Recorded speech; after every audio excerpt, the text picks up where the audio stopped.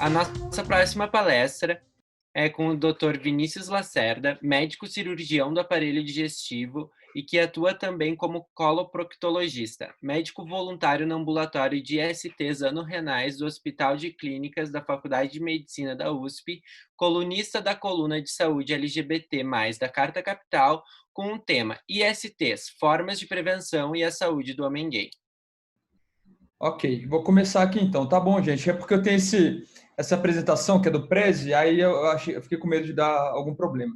Mas vamos começar. Bom, eu sou o Vinícius, tá? Eu sou médico, minha especialidade eu sou cirurgião do aparelho digestivo. Eu atuo também como coloproctologista, né? Já foi apresentado aí. Eu gostei muito da palestra dos meninos. Eu queria só falar uma curiosidade.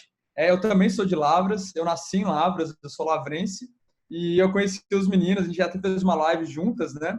Teve uma vez que eu fui no Peru, que eu acho que foi o Gustavo que me deu uma dica de um café, de um restaurante. Então, é interessante a gente estar nessa sequência aí, dois lavrenses na conferência. E parabéns aí pela coragem, né, de se assumir numa cidade como Lavras. Eu não sei como teria sido, eu saí de Lavras, eu tinha 13 anos, né? Então, eu não sei como teria sido me assumir em Lavras como gay aos 13 anos de idade. Mas parabéns pelos meninos aí e quero combinar, assim que passar a pandemia, combinar um café com eles, tá bom? Bom, vamos lá. Eu fui incumbido de falar sobre saúde do homem gay, né? Então, especificamente do homem gay cis, né? Então, óbvio que vai ter algumas coisas que valem também para as outras letras, né? Para bissexuais, para transexuais, mas enfim, eu vou focar aqui no homem gay falando algumas coisinhas sobre as outras letras também quando for pertinente, tá bom? Então, vamos lá. Como que o homem gay ele vai no médico? Que tipo de dificuldade que ele enfrenta, né? Quais são as diferentes demandas que ele apresenta nas diferentes especialidades médicas, né? Então, quando a gente fala de saúde LGBT no geral, a gente tem que falar de um conceito, que é o conceito de estresse de minoria. O que é isso? Nós LGBT, quando a gente está em qualquer lugar, né, entre amigos, família, a gente já sofre um medo de preconceito, um estresse, né? Isso vale também nas consultas médicas. É um conceito que a gente fala que é de estresse de minoria, tá? E esse estresse de minorias acaba acarretando até problemas na própria saúde mental dessas pessoas, né? É porque eles têm dificuldade de assumir a consulta, né? 30% dos LGBT no geral, não só os homens gays, já notaram algum tipo de preconceito na consulta, algum tipo de brincadeira, algum tipo de reação negativa ao se assumir na consulta, né? E o problema disso é que muitos profissionais de saúde, muitas vezes, presumem que o paciente é heterossexual antes mesmo de perguntar. Isso acaba acarretando vários problemas, porque não pergunta sobre as práticas sexuais, como, por exemplo, o sexo anal, se a pessoa está praticando direito, se pode ser alguma infecção sexualmente transmissível relacionada ao sexo anal, né? E os profissionais de saúde também não são capacitados. Eu, quando me formei, eu não tive nenhum tipo de formação. Não sei se o Gustavo aí, que também é médico, né? Eu não tive nenhum tipo de formação voltada para o público LGBT, para lidar com o público trans, com as demandas da população gay, lésbica, né? Então, realmente, acho que falta capacitação, muito do preconceito dos profissionais, não que se justifique ter algum tipo de preconceito, mas eu acho que vem do desconhecimento e isso realmente precisa ser mudado, precisa ter reformas curriculares aí para poder mudar essa informação, né, de saúde LGBT dos profissionais de saúde. E o que acontece? Muitas pessoas LGBT acabam preferindo ir em outros profissionais LGBT por causa disso, porque acham que vão ser melhores acolhidos se forem em algum profissional que já é LGBT. Só que é uma coisa que eu sempre falo, não é porque a pessoa é LGBT que ela está capacitada a atender o público LGBT. Ela precisa estudar, precisa ter um tipo de formação, até para não fazer besteira e não ter um tipo de preconceito também de pré-julgamento, né? Quando a gente fala de saúde mental, lembra daquele conceito de estresse de minorias que eu falei? Esse estresse de minoria acaba afetando a saúde mental do homem gay. Como? Eles têm mais depressão, mais ansiedade, eles têm maior abuso de drogas, né? Maiores taxas de suicídio e distúrbios alimentares de percepção corporal. Acho que é a maior cobrança, principalmente do homem gay e das mulheres héteros, cis, né? Aquela cobrança por estar sempre belos, esbeltos, corpo perfeito. Isso acaba acarretando problemas como, por exemplo, abuso de anabolizantes, né, dietas milaborantes, isso acaba afetando a saúde mental do homem gay, né? Então, a psicologia, a psicoterapia, o psiquiatra, né, podem atuar nessa área aí, lidando com o homem gay também, tá bom? Quando a gente fala da área de endocrinologia, que cuida do metabolismo, como eu falei, muitos homens gays acabam abusando de anabolizantes e isso acaba acarretando consequências da saúde. Afeta o fígado, afeta até a libido sexual. Quando você para um ciclo de anabolizante, cai muito a sua libido, pode ter problemas de ereção, né? Ginecomastia, que aumenta dos seios. E como eu falei, a questão da obesidade não é um problema exclusivo do homem gay. Mas a partir do momento que há essa maior cobrança, né? Eu já sou gay e eu ainda posso ser obeso, ainda tem essa cobrança por ter o corpo perfeito, isso acaba acarretando diversos problemas. E o endocrinologista, ele vai atuar nessa área para poder fazer, por exemplo, emagrecimento de uma forma saudável, né? O cirurgião, ele acaba atuando, às vezes, como na cirurgia bariátrica, com indicação de saúde, não por indicação de estética, né? Na área de urologia, que é uma área, normalmente é o médico que o homem procura, é o médico de confiança, principalmente o homem hétero, né? Porque faz screening de câncer de próstata, enfim. O homem gay ele tem dificuldade para ir no urologista. Por quê? Por causa daquela questão da presunção de heterossexualidade. Então, se o urologista chega e já faz uma brincadeirinha falando, e as namoradas, né? Ele já não fica à vontade para falar que ele tem um namorado, um marido, que ele faz sexo anal, né? Então, realmente, eu acho que ainda as áreas cirúrgicas, no geral, né? Tem uma dificuldade ainda para lidar com a população LGBT por causa do machismo, da misoginia, da própria homofobia, né? A questão, eu falei de alguns pontos, né? A mulher trans, que ainda tem próstata, às vezes precisa lidar, né? Com algumas demandas no urologista também. Só que, como eu falei, a sala de espera no urologista só tem homem hétero cis, né? Então, como é que uma mulher trans vai se consultar, né? Aí que entra muitas vezes o médico de família e comunidade. Por quê? Porque ele tem uma sala de espera mais diversa. Ele atende idosos, adolescentes, mulher, criança. Então, muitas vezes essa parte preventiva das mulheres trans pode ser feita não pelo urologista, mas pelo médico de família e de comunidade. Mas é óbvio que o médico urologista tem que estar capacitado para atender essa população também. Até porque o urologista ele lida, por exemplo, com o processo de transexualização, né? Com as cirurgias de modificação corporal, de confirmação de gênero e também de transgenitalização, que não são todas as pessoas trans que vão fazer também, né? Uma especialidade que começou a lidar agora com o público LGBT é geriatria. Eu tenho alguns amigos geriatras, né? E aí o que acontece? Os idosos muitas vezes assumem a sexualidade tardiamente, né? Quem já viu aquele Grace and Frank, né? É um seriado que mostra aí sobre um casal gay que acaba se assumindo octogenários, septagenários, né? Essa população acaba sendo afetada por mais depressão, mais solidão, né? Muitas vezes os idosos, uma coisa que chama ageísmo, né? Eu acho, etarismo, que é um preconceito contra as pessoas idosas, né? E muitas vezes, né, não são todos casais que, como o Luiz e o Gustavo aí, que têm filhos, né? Então, muitas vezes essas pessoas são abandonadas, mas também a estrutura familiar do idoso gay, ele acaba sendo diferente do hétero. Ele é mais pautado nas amizades, nas relações de amizade, do que nas relações familiares de sangue, consanguíneos, né? Fala um pouquinho sobre a parte estética e cosmética. O homem gay, ele consome muito estética, né? Qual seria o motivo? Talvez por essa cobrança da estética, né? Mas eu acho que, assim, a parte estética, quando feita de uma forma saudável, né? Uma forma não abusiva e acompanhado com um profissional capacitado, eu acho que tudo bem. Aumenta a nossa estima, né? Melhora. Mas aí, por que será que o homem gay consome mais? Será que ele tem mais poder aquisitivo, né? Muitas vezes pela questão de não ter filhos, enfim, são várias teorias, né? A gente fala até da questão do Pink Money, que o pessoal comenta muito. Mas sim, o homem gay ele consome mais cirurgia plástica, procedimentos de dermatologia, de estética no geral, né? Só que o profissional dele deve estar capacitado para atender essa demanda, para não dar, né, nenhum tipo de bola fora na hora de atender. E ele precisa, pelo menos, estudar um pouquinho sobre como lidar com esse tipo de paciente, tá bom? E a área da infectologia, que sem dúvida, por causa da epidemia do HIV na década de 80, foi muito associado com o homem gay, né? As mulheres trans. Isso, inclusive, de certa forma, né? Eu não gosto de falar que foi bom, mas ajudou a comunidade LGBT para poder se mobilizar para iniciar todo o processo de saúde integral LGBT. Tudo isso começou com a comunidade gay, principalmente, né? A comunidade transexual e lésbica foi invisibilizada por isso, mas eles se mobilizaram para poder fazer, o próprio governo incentivou, né? Para poder lidar com a questão do HIV, tanto na prevenção quanto no tratamento, né? E aí é uma coisa que eu sei que existe um estigma do homem gay ter mais HIV e tudo mais, mas o que acontece? Isso não é porque a gente pode falar de grupo de risco, mas é questão do comportamento de risco. É a própria prática do sexo anal, infelizmente, eu vou mostrar para você mais para frente, está mais associado, é mais fácil se pegar HIV por meio de uma relação anal sendo passivo.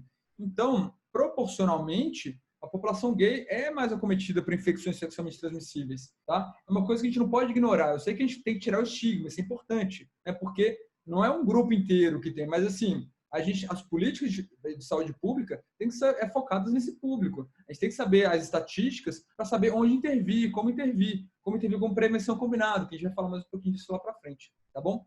Teve a questão recente aí da doação de sangue, que era afetado por isso, né, por considerar o grupo todo como um grupo de risco e com regras que já eram anacrônicas, né, sendo que você não podia doar sangue se você teve qualquer tipo de relação homoafetiva no último ano, mesmo sendo uma relação monogâmica, você não podia doar sangue. Então, recentemente, o STF derrubou essa regra por considerar ela preconceituosa, né? E a gente vai falar mais um pouquinho lá para frente sobre prevenção combinada, profilaxia pré-exposição, profilaxia pós-exposição e indetectável intransmissível. Daqui a pouco a gente vai falar sobre isso. Eu vi que vai ter uma palestra sobre HIV também. Eu vou tentar não entrar muito na palestra do meu colega que vem a seguir, tá bom? Bom, seguindo, então, quando a gente vai falar de saúde do homem gay, a gente tem que falar de saúde sexual, né? Porque sexo faz parte da vida.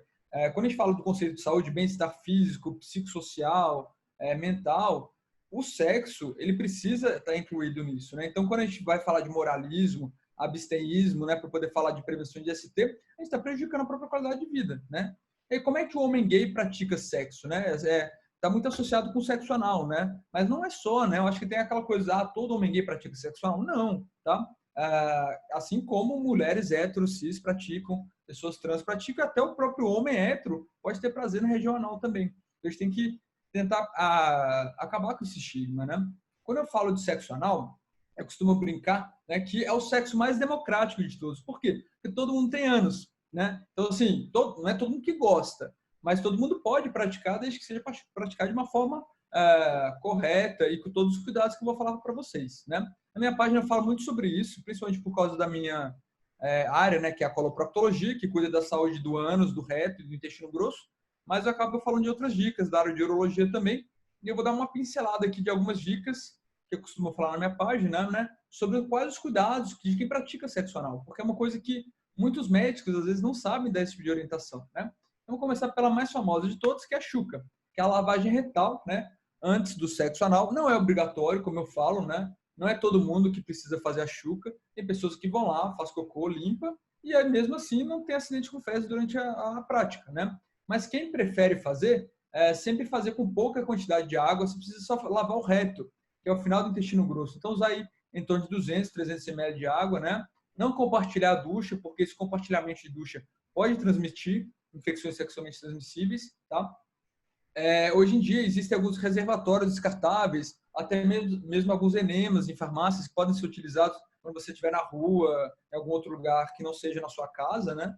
Esse reservatório você coloca a quantidade de água ideal para poder fazer a lavagem retal, né?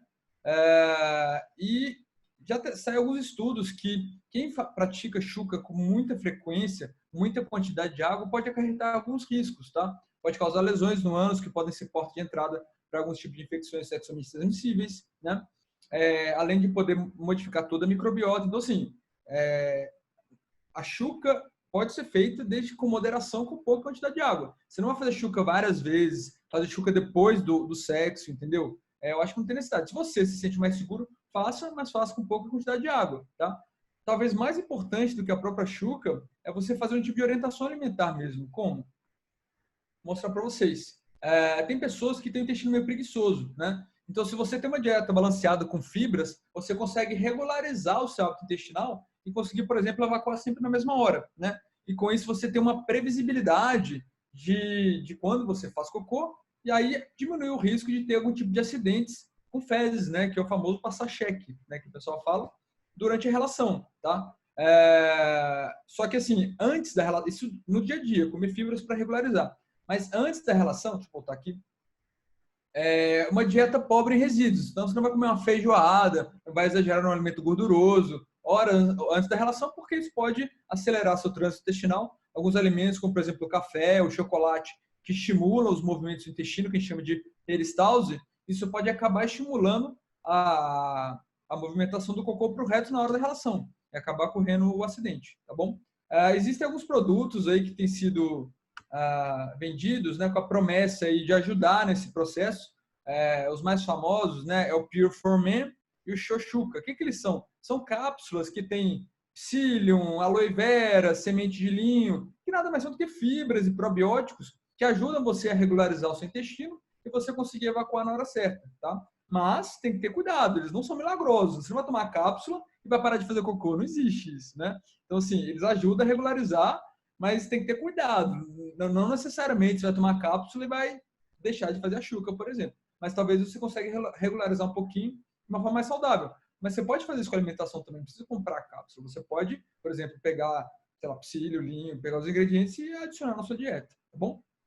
Para sexo anal, a lubrificação é obrigatória. Por quê? Porque o ânus não produz lubrificação natural que nem a vagina, tá?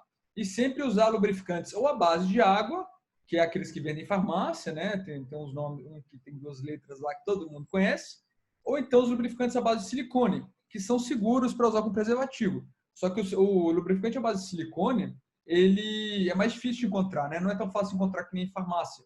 Ele é mais comum nos sex shops, né? E evitar de usar saliva, por quê? Porque a saliva já foi provado, a gente vai falar mais disso um pouquinho, que está associado com a transmissão de ISTs, de infecções sexualmente transmissíveis. Além de não ser um bom lubrificante. Então, às vezes, a saliva acaba secando e aí seca ali na hora, com atrito acaba machucando, causando fissuras e lesões no seu ânus, tá bom? O preservativo, na hora da relação anal, é sempre recomendável, né? Mesmo que você esteja em uma relação estável, né? Por quê? Por 2 motivos. Além de evitar a transmissão de infecções sexualmente transmissíveis, se acontecer algum tipo de acidente com fezes, é só você trocar o preservativo. Você não precisa parar tudo, ir lá na pia lavar o pênis, entendeu? Então, eu sempre recomendo, mas só usar um preservativo, evitar de usar 2, porque o atrito acaba rompendo. E, de preferência, usar o preservativo peniano ou externo. A gente evita de usar preservativo masculino e feminino, por quê? Porque uma mulher trans pode usar um preservativo peniano e um homem trans pode usar um preservativo interno ou vaginal. E não em vez de falar camisinha feminina, tá? E aí o pessoal às vezes fala, pode usar camisinha interna ou vaginal no ânus? Eu não recomendo, tá? Por quê? Porque, ao contrário da vagina, que tem ali o fundo, né, do útero, o ânus, ele meio que não tem fim, assim, ele vai seguindo pelo intestino. Então, às vezes, com a penetração, o preservativo pode entrar totalmente, tá? E não conseguir sair, ele fica grudado ali na mucosa e não sai nem no cocô. Então, eu sempre falo para usar o preservativo peniano, tá? E, além do mais, ele pode escorrer esperma ali e transmitir IST do mesmo jeito. Claro que qualquer barreira é melhor do que nada, né? Tem gente que tem usado aí, alguns canais até tem orientado, mas eu falo, o melhor é usar o preservativo peniano, tá bom? Seguindo, então, vamos falar um pouquinho sobre alguns tipos de, assim, sexo anal não é só penetração de pênis no ânus. Existem outras formas de praticar sexo anal. Dentre elas, a introdução de brinquedos, né? A gente fala de acessórios, né? Evitar de usar o termo consolo, porque ninguém está consolando nada, principalmente entre as mulheres lésbicas, né? A gente evita de usar o termo consolo. Então, sempre usar acessórios específicos para tal fim. Então, evite de usar desodorante, alimentos, cenoura e tal. Por quê? Porque eles podem se quebrar e podem te machucar, tá? Eu sempre falo, encapa com preservativo para evitar a transmissão de ISTs quando é compartilhado. E tem que ter sempre uma base mais larga. Tem que ter um ombro. Então, aquele brinquedo que tem lá o saco, aquele tem que ficar para fora e dar uma travada. Toca aquele mesmo tipo da camisinha. Ela pode entrar e não sair, ao contrário da vagina, que tem aqueles objetos cilíndricos. No ânus tem sempre ter uma base mais larga, uma trava, para poder travar no ânus ali e não entrar totalmente, tá bom? Tem muita gente que chega com o corpo estranho no reto e tem que ser tirado no pronto-socorro. Então, peço sempre para deixar uma base mais larga, tudo bem? Então, acessórios é sempre bem-vindo. Pessoas que têm dificuldade para ter relação anal, o acessório pode ajudar você a relaxar a musculatura interna do ânus, que é involuntária, né? Então, é como se fosse um treinamento mesmo. Então, eu super apoio usar ou sozinho na masturbação ou usar com parceiro, tá bom? Seguindo, então, o sexo oral, né? Tem muita gente que tem dúvida, né? Claro que no mundo ideal seria usar com preservativo, mas a gente sabe que ninguém chupa bala com papel, né? A maioria das pessoas não usa preservativo no sexo oral, tá? Apesar de que o risco de HIV ser muito, muito baixo, tá? Próximo a zero, o risco existe, tá? Principalmente se tiver feridas na boca ou se tiver outras ISTs ou se tiver ejaculação na boca. Isso aumenta o risco porque a carga viral de pessoas que não estão tratando no esperma é muito alta, tá bom? Mas o sexo oral está muito associado com outras ISTs, principalmente gonorreia, clamídia, né? Tem pessoas que são portadoras de clamídia assintomáticos, não tem sintoma nenhum. Sífilis, herpes, né? Que dá o próprio herpes labial, e HPV, tá? Então, assim, não é isento de risco o sexo oral, tá? E o que eu sempre falo, tem pessoas que às vezes usam o preservativo na penetração anal, mas no oral não usou. Aí pega a gonorreia e fala, nossa, mas como se eu usei preservativo? Possivelmente foi pelo sexo oral, tá bom? E para poder ajudar a evitar de usar fio dental, porque tem microlesões de sangramento, e exagerar na escovação antes de ter uma relação oral, tá bom? Seguindo, então, CUNET, para quem não conhece, é o sexo oral anal, então é também conhecido como anilingue ou beijo grego, né? Por mais que você deixe seu ânus limpinho, não tem jeito, gente. Vai ter fragmentos de fezes, tá? Tem que lidar com isso. Né? São coisas microscópicas, a gente não está vendo. Então, o que acontece? Apesar do risco de HIV também ser baixo, ele é parecido com o do sexo oral, existe o risco das outras ISTs. Então, clamídia, gonorreia, sífilis e tal. E tem um tipo de hepatite que não é muito conhecida, porque as mais conhecidas como IST é hepatite B e C. Mas a hepatite A, que normalmente é aquela que a gente tem na infância, fica amarela e cura, para quem não teve na infância, não está imune. E aí, o vírus da hepatite A é transmitido nas fezes. Então, está tendo muito surto de hepatite A entre homens gays, e é por isso que é recomendável vacinar. São 2 doses, principalmente em quem não tem a imunidade, aí, os anticorpos contra a hepatite A. E com relação à transmissão de ovos de parasitas, que pode ocorrer eventualmente, você trata se tiver algum tipo de sintoma, dor abdominal, diarreia, evacuação com sangue, enfim. Aí você pode tomar algum tipo de vermífugo, a ivermectina, né, por exemplo, que é usada para vermífugo, para vermes, parasitas, né, não para vírus, pelo amor de Deus. Seguindo, vamos falar um pouquinho de outras práticas, né, além do sexo oral, anal, enfim, que é os fetiches, né? Muita gente pergunta disso, eu falo disso na minha página, tento ser bem aberto com relação a isso.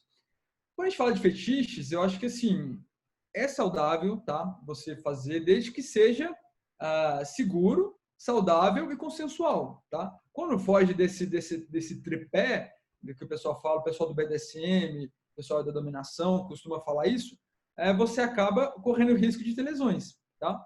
Então, tem alguns exemplos aqui, né, de fetiches ou de práticas um pouquinho mais além extremas, né, como por exemplo o fishing, pessoa que gosta de introduzir dedos e mãos e punhos no ânus e no reto, tá? O westplay, que eu falei, que é introduzir brinquedos, acessórios, outro tipo de coisa, além da penetração peniana. Tem gente que durante o sexo grupal, homenagem, acaba fazendo a dupla penetração, né?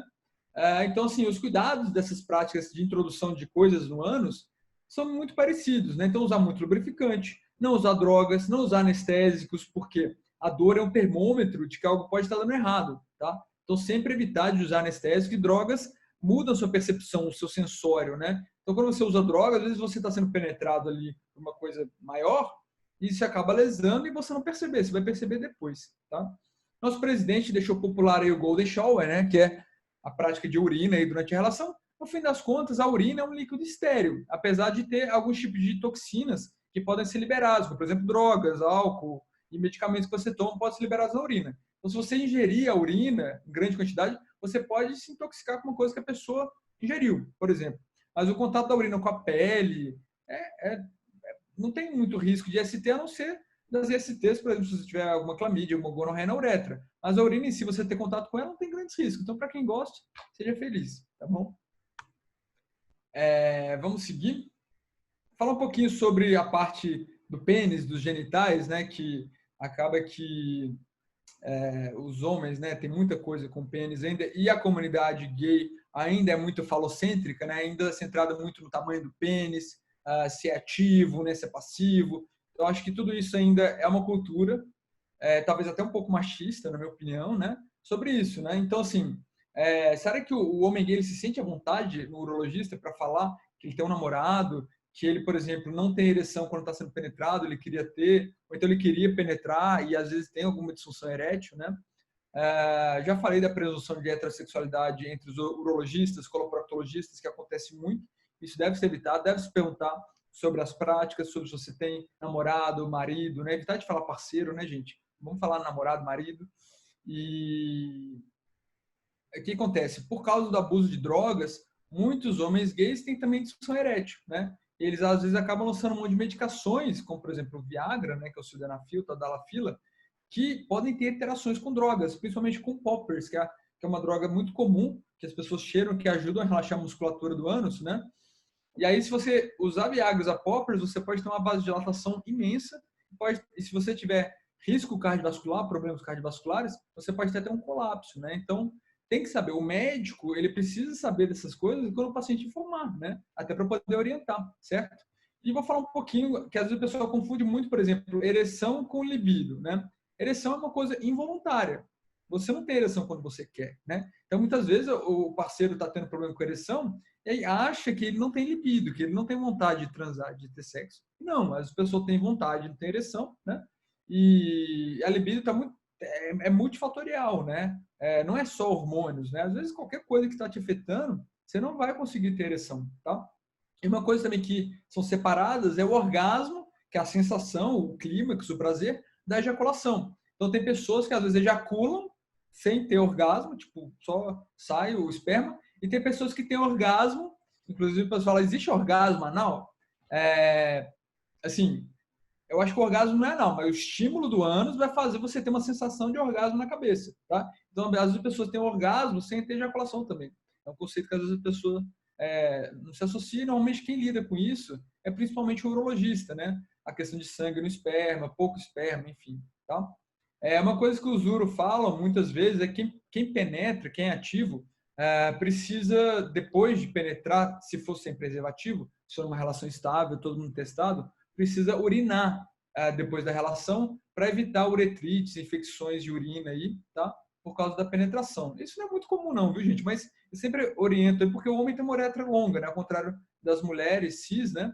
Que tem a uretra curtinha. Por isso que as mulheres, na hora da penetração, tem que penetrar primeiro a vagina para depois penetrar o ânus. Se penetrou o ânus, você tem que tirar ali o preservativo, lavar, para depois começar de novo a penetrar a vagina. Porque as mulheres têm um risco maior de infecção urinária por causa das bactérias presentes nas fezes. Os homens, há um risco sim, mas não é tanto. Mas sempre depois de ter uma relação, é interessante fazer um xixi aí para poder eliminar as bactérias, tá bom? Vamos falar um pouquinho então das infecções sexualmente transmissíveis, né? Que é um dos temas aí da minha palestra. Quando eu falo de ISTs, né, existem as ISTs sistêmicas, né, como por exemplo o HIV, as hepatites, que por mais que afetam mais o fígado, é uma doença mais sistêmica que tem consequência no corpo todo, né? E tem as ISTs mais locais, de acometimento mais local. E o que eu costumo separar elas em verrugas, feridas e corrimentos, tá? Eu acho que meu colega vai falar de HIV um pouco, então eu vou tentar ser mais breve para não estender na palestra dele. Mas é porque quando a gente fala de homem gay hoje em dia, a gente teve realmente uma revolução na forma como você previne o HIV. Como se previne o HIV hoje em dia? Por meio da prevenção combinada. Não é só o preservativo mais, tá? Você tem outras formas de prevenir o HIV que você pode lançar mão para poder evitar essa transmissão. E essa prevenção envolve, inclusive, as pessoas que já vivem com HIV, tá? Vou falar um pouquinho sobre isso. Lembra que eu falei da relação anal? Por que os homens gays são mais acometidos pelo HIV? Por causa da relação anal. O risco de transmissão, quando a pessoa não está em tratamento com a carga viral detectável, a carga viral alta, é de 138 para cada 10 mil relações anais. Quando você vê sendo passivo, tá? Sendo penetrado. Quando você fala de sexo anal ativo, esse risco cai para quase 10 vezes menos, né? 11 para cada 10 mil. E a relação vaginal também é muito baixa. Por isso que muitos homens héteros não têm medo e não usam preservativo numa relação heterossexual, né? Muitos, você está tomando pílula, vai lá e Brasil, né? Se o sexo oral, lembro que eu falei que era muito baixo também. Então é por isso que os homens gays, as mulheres trans e quem pratica sexo oral, né, no geral, acaba sendo mais acometido pelo HIV, né? Essa é uma das explicações, tá? Então a prevenção combinada tem essa mandala aqui, que não é só o preservativo, é o preservativo, a profilaxia pré-exposição, que eu falo um pouquinho, a profilaxia pós-exposição e tratar as pessoas para elas ficarem indetectáveis e não transmitir o vírus. Além de uso de lubrificantes, que eu já falei, que evita a transmissão de STs, e as testagens frequentes. Você testar, saber a sorologia sua e do seu parceiro, isso ajuda vocês a entenderem melhor como vocês vão se prevenir, tá bom? Fala um pouquinho da profilaxia pós-exposição e da profilaxia pré-exposição. Quando você tem uma relação desprotegida, ou a camisinha rompeu, ou estava bêbado, esqueceu, ou estupro, ou corte, né? Você tem um tratamento que chama profilaxia pós-exposição. Como é que funciona isso? Você vai tratar as principais ISTs, tá? Dentre elas a sífilis, você toma injeção de bezetacil, você vai tomar antibiótico para clamídia e para gonorreia. Se a pessoa não for vacinada para hepatite B e não tiver os anticorpos, ela toma ali o soro, né, para poder evitar a hepatite B. E você vai fazer um tratamento de 28 dias tomando os antirretrovirais. Tá? Você toma durante 28 dias, desde que você procure atendimento em até 72 horas após a exposição. Essa é a profilaxia pós-exposição, já existe há algum tempo. Tá? A partir dela, o pessoal começou a ver que poderiam já usar essas medicações em pessoas vulneráveis, pessoas que provavelmente seriam mais vulneráveis a pegar o HIV em algum momento. Tá? Quais são essas populações? Vou passar aqui. Principalmente homens que fazem sexo com homens, né? A gente não fala gay só porque pode ser bissexual, pode ser heterossexual que faz sexo com homens, né? É como as pessoas se assumem, tá? Pessoas transexuais, no geral, profissionais do sexo e seus parceiros, tá? Usuários de drogas,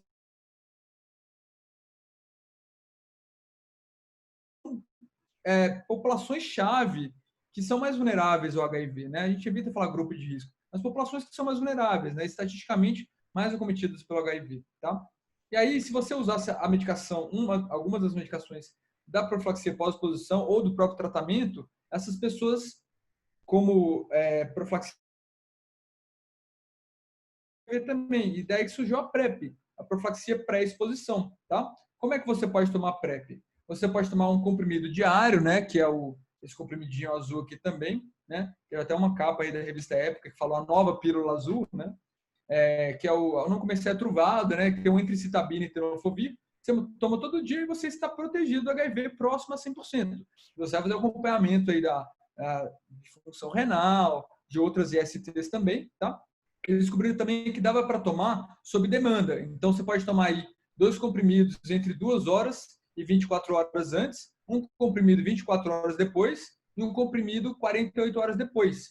Tem um esquema também que é você toma 7 dias antes, você vai sair de férias, vai para um festival, alguma coisa assim, toma 7 dias antes do comprimido, 7 dias durante o festival e 7 dias depois. E tem pessoas que têm muito efeito colateral, que eles viram que também se tomasse 4 pílulas por semana, também estavam protegidas, tá? Mas você vê que a questão do comprimido depende muito da aderência, da pessoa tomar o comprimido, não esquecer, tá?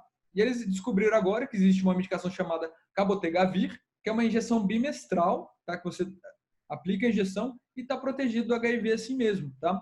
Eles viram que é até superior à própria comprimido, por quê? Porque não tem mais a questão da aderência, a pessoa precisa ir lá e tomar, e aplicar uma vez e ficar 2 meses tranquilo, só precisa voltar na consulta. Ele vai ter que ir na consulta de qualquer jeito, né? E aí tem menos efeitos colaterais na função renal, né? Menos efeito gastrointestinal. O único efeito colateral associado com a injeção bimestral foi realmente a dor da injeção, tá? Então, os resultados da PrEP são muito espetaculares, assim, porque pela primeira vez em São Paulo, a gente teve uma redução de 2018 para 2019 de 18% dos novos casos em São Paulo, né? Então, assim, pela primeira vez, teve uma redução nos novos casos, tá?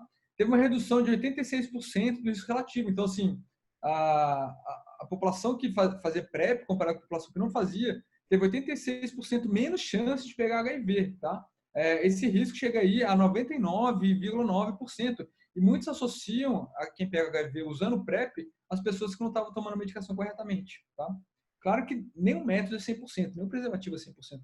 Mas quando você associa o preservativo e a profilaxia pré-exposição para prevenção de HIV e outras STs, essa proteção chega a praticamente 100%. Você soma as proteções, né? Muita gente fala da compensação de risco. Então, a pessoa começa a tomar PrEP, não vai ter mais medo de HIV e vai deixar de usar o preservativo. Isso existe? Eu acho que existe. Tem pessoas que realmente procuram a PrEP para deixar de usar o preservativo, mas eu acho que não deve focar nisso. A gente deve focar nos resultados positivos que a gente teve com a PrEP, certo? Se a pessoa opta por usar o preservativo, é uma opção dela e da pessoa com que ela está transando, tá? E aí, o que acontece? Um contraponto também. A pessoa que toma PrEP, ela está inserida no serviço de saúde, então ela vai testar para STs, para sífilis, para hepatite. Se ela tiver algum sintoma de gonorreia ou clamídia, ela vai tratar precocemente, né? Então, acho que tem um contraponto, sim. E se você trata a pessoa, ela não vai transmitir, tá? Então, acho que, assim, atualmente, o que a gente tem de melhor para a prevenção é a PrEP, não tem dúvida, né? E a questão de aumentar outros STs, os estudos ainda são divergentes. Tem alguns estudos que falam que aumenta, tem estudos que falam que tem diferença, depende do que é, enfim. Eu acho que é isso, né? A gente tem que tentar cortar pelas outras arestas aí, tratar precocemente, porque é isso. Sífilis, gonorreia, clamídia vai sempre existir. Você tem que se prevenir, tratar precocemente e tratar os parceiros. A gente vai falar disso mais para frente, tá bom? Bom, seguindo então nas ISTs, não, fala mais um pouquinho, uma coisa importante, que é uma descoberta relativamente recente, que as pessoas que vivem com HIV e têm um tratamento regular, né, dos antirretrovirais, e estiverem com a carga viral indetectável, essas pessoas não transmitem o vírus pela via sexual. Mas não transmite mesmo. Olha, gente, foram 50 mil relações sorodiferentes, e com um tinha HIV, o outro não, sendo que uma delas tinha um tratamento regular, e nenhuma dessas relações teve transmissão de HIV. Né? 50 mil relações. Então, um número expressivo. Foram 3 estudos grandes que se juntaram. Então, é daí que surgiu o I igual a I, ou U igual a U do inglês, né? Que é o indetectável igual a intransmissível. Isso é importantíssimo para tirar estigma e para as pessoas poderem realmente ter relações sorodiferentes, poder ter filhos, né? Então, isso realmente veio revolucionar a forma como a gente vê o HIV. O HIV não é a doença da década de 80 mais, ela mudou. A forma que você vê. Claro que você precisa prevenir, não é para não, tudo bem ter HIV.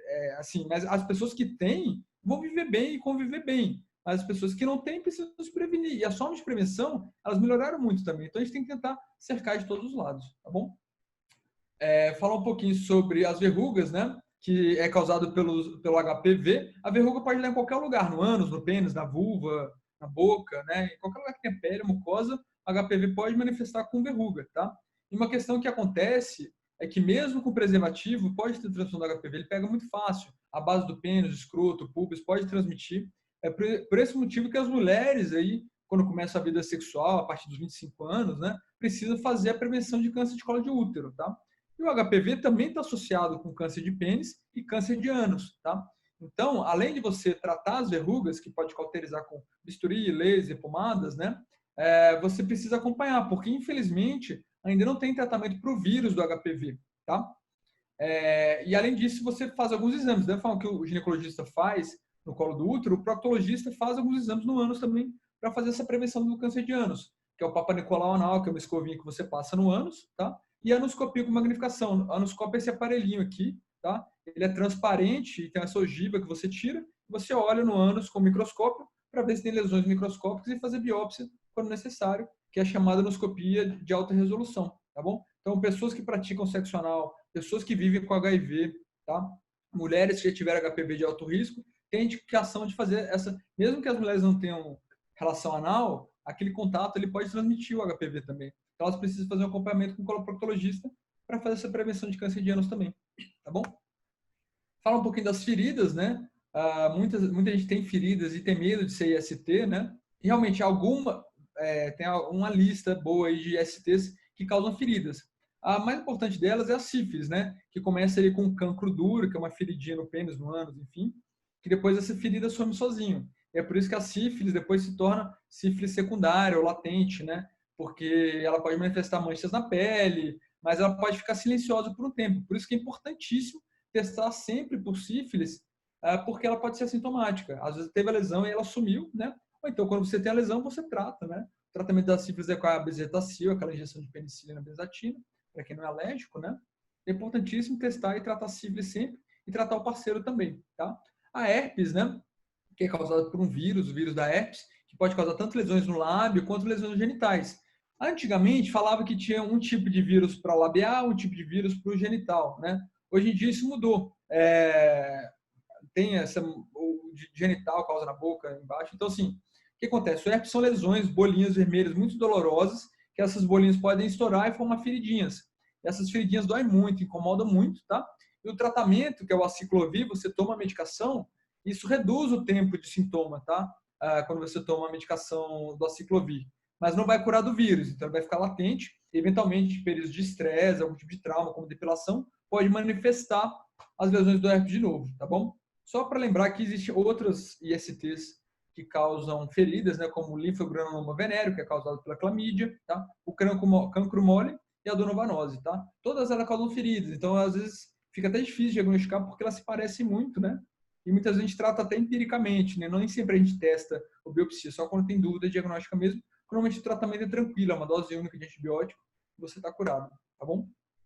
Os corrimentos, né? O corrimento ele pode dar tanto na vagina, tá? O corrimento vaginal, quanto o corrimento na uretra, no pênis, e corrimento no ânus, né? Só que no ânus, ao contrário do pênis, que é muito visível, ali, o corrimento está toda hora, ele vai fechar, sai aquele pulso, no ânus a pessoa não percebe. Então, muitas vezes a pessoa tem dor, sangramento, as evacuações, acha que é uma hemorroide, uma fissura, e vai postergando aquilo, e você está, na verdade, com uma inflamação no reto, que a gente chama de proctite. Procto é reto, né? E é causada principalmente pela clamídia e pela gonorreia, eventualmente pela sífilis e herpes também. Mas o que causa mais corrimento é a clamídia e a gonorreia, tá? E lembrando, a clamídia e a gonorreia transmite pela saliva, transmite pelo oral, né? Lembra que eu falei? Então, às vezes a pessoa penetra, faz sexo oral e acaba surgindo com corrimento, mesmo com o parceiro assintomático. Então, é importantíssimo o parceiro tratar também para poder acabar com esse ciclo, tá? Tem que tratar sempre o parceiro e tem cura, tá? Você toma a medicação, você está curado e o seu parceiro também, tá bom? Falando mais de prevenção combinada, né? Além do preservativo, da PrEP, PEP, você tem também algumas vacinas que previnem STs, tá? O calendário vacinal, né, atualmente já tem a hepatite B, mas muitas pessoas não vacinaram com hepatite B. E aí são pelo menos 3 doses, tá? É importante você, além de tomar as doses, fazer um exame para ver se você produz os anticorpos contra o vírus. Porque muitas vezes as pessoas tomam a vacina e não produzem anticorpo, então você tem que tomar um reforço. E muita gente pega exame de hepatite B e vê lá, anti-HBS positivo. Ela fala, pronto, tô com hepatite B. Não, isso são os anticorpos que a vacina produz, tá bom? Hepatite A, que eu já falei com vocês, que se você não teve na infância, ou se você não tem um anticorpo IgG, né, está falando disso para o corona também, né? Você tem uma vacina indicada para homens gays também, são 2 doses, tá? E a vacina do HPV, que tem muita dúvida com relação a ela, né? Como que é a vacina para HPV? Tem alguns tipos, né? Tem a bivalente, a tetravalente e a nonavalente. A que o SUS disponibiliza é a tetravalente, que dá cobertura contra os tipos mais comuns, que causam mais verrugas, e os tipos que causam mais câncer. Os 2 tipos causam mais câncer, tá? Ela já é fornecida para pré-adolescentes, meninos no caso, né? Entre 11 e 14 anos, tá? Em pessoas que vivem com HIV até os 26 anos, e isso é fornecido pelo SUS. Ah, mas eu posso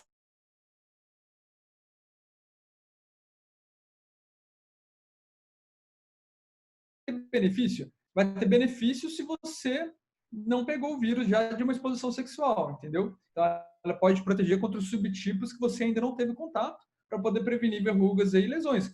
Mas existem mais de 40 subtipos de HPV. Então, realmente, a vacina ela pega os 4 mais comuns. Não quer dizer que eu tome a vacina que eu nunca vou ter HPV, né? Realmente, surge essa dúvida, mas protege. Inclusive, em meninas aí, teve redução aí na prevenção do câncer de colo de útero, principalmente. Eu acredito que futuramente vai prevenir também o câncer de ânus e de pênis nos meninos, tá bom? Gente, só para lembrar, quando a gente fala de IST e de tratamento de doenças, né, inclusive o HIV, muito era as campanhas do HIV era muito pautado no medo, né? Ah, você tinha uma campanha que era assim: você vai pegar HIV, você vai morrer e tudo mais, sendo que as outras têm cura e tal. E tem uma campanha recente do próprio Ministério da Saúde do governo Bolsonaro que falava assim: ah, veja fotos de clamídia, de sífilis, a pessoa olhando com nojo, olhando com asco, sabe? Reprimindo, né? Então, assim, a pessoa que vai ter ST, ela vai ter medo, ela vê essa propaganda, ela vai sentir, não vai se sentir acolhida para procurar um atendimento para poder tratar, né? E você pegar uma infecção sexualmente transmissível não é vergonhoso, tá? Quem pratica sexo pega esse eventualmente. Se você se cuidar, usar o preservativo, se testar, fazer as vacinas, tomar PrEP quando indicado, tomar PEP quando tiver exposição, você vai reduzir esse risco, mas eventualmente pode acontecer, tá? Isso não é o fim do mundo, você não precisa se sentir nojento, ter nojo de você, e a questão dos próprios parceiros, tem que ter uma boa conversa com isso, né? Quando o relacionamento for aberto, por exemplo. Então é isso, gente. Eu acho que a gente tem que prevenir, tem que tratar, mas também precisa acabar com essa cultura do medo, né? Ah, as pessoas hoje em dia não têm mais medo de HIV. Mas, gente, não a questão não é essa. Você precisa entender que é uma infecção, que você tem forma de prevenir, e as pessoas que contraírem o vírus vão tratar, tá? Se você pautar no medo, a própria pessoa que vive com HIV, ela vai se sentir mal, vai aumentar o estigma, vai aumentar o medo, que hoje em dia é uma doença crônica, né?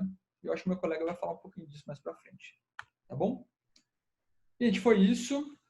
Acho que tem umas perguntas, né? Deixa eu ver aqui.